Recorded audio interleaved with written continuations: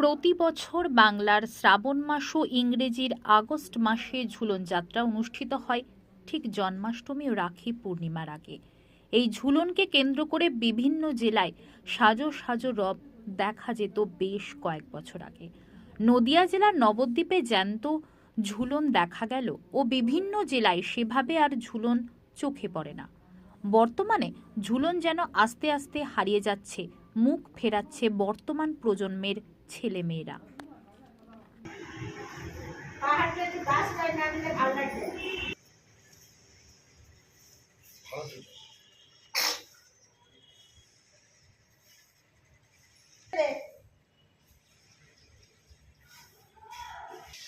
তো এদিকে হচ্ছে তোমার 30 আর এদিকে 25।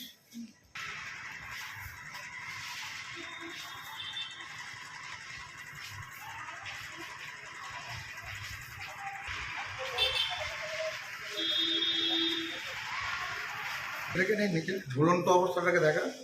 হ্যাঁ, দোলনাটা ঝুলছে, ঘট ফটগুলো সব তুলি।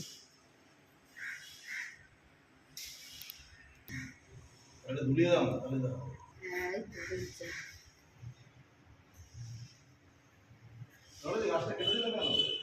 ফুল পাই না, পেয়ারা গাছগুলো পেয়ারা পোকা আস্তে আস্তে ওই বেল গাছ থাকলে ওই ছাদে কৃষ্ণর চূড়াটা চলে গেছে। সেভাবে এখন আর দেখা যায় না। সেই জায়গায় দাঁড়িয়ে দেখছি আপনাদের এত বছরের ঝুলন, কি বলবেন? আমাদের মাঝবেরিয়া রথতলা আনন্দমী মন্দিরে শ্রী রাধাকৃষ্ণ আছে, তারই জোরে ঝুলন চলছে। 1970 সাল থেকে ঝুলনটা চালু হয়েছে। বিভিন্ন ধরনের পুতুল, তারপর দুদিন আগে থেকে পাথর সব জোগাড় করে একটা ঝুলন করা, একটা মহিমাই আলাদা। আর টোটাল এখন তো ঝুলন দেখাই যায় না। আগে তো চারিদিকে অনেক বাড়িতে ঝুলন দেখা যায়, এখন বাচ্চারা এর থেকে দূরে সরে যাচ্ছে।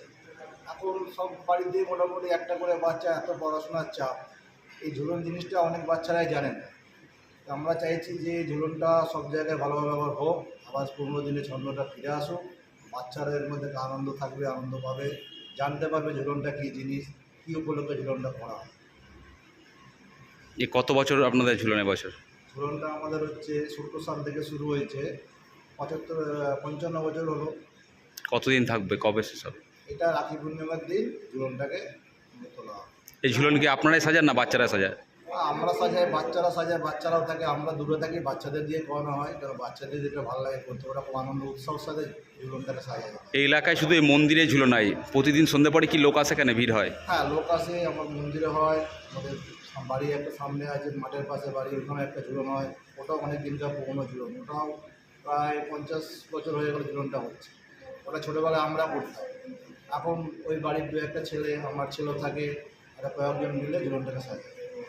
আগে কত ঝুলন হতো বাঁশবেড়িয়া জুড়ে, শহর জুড়ে? মাঝবেরিয়ায় আমরা যখন দেখেছি 10-12 জায়গায় ঝুলন, আমার রথতলা হয়ে যায়।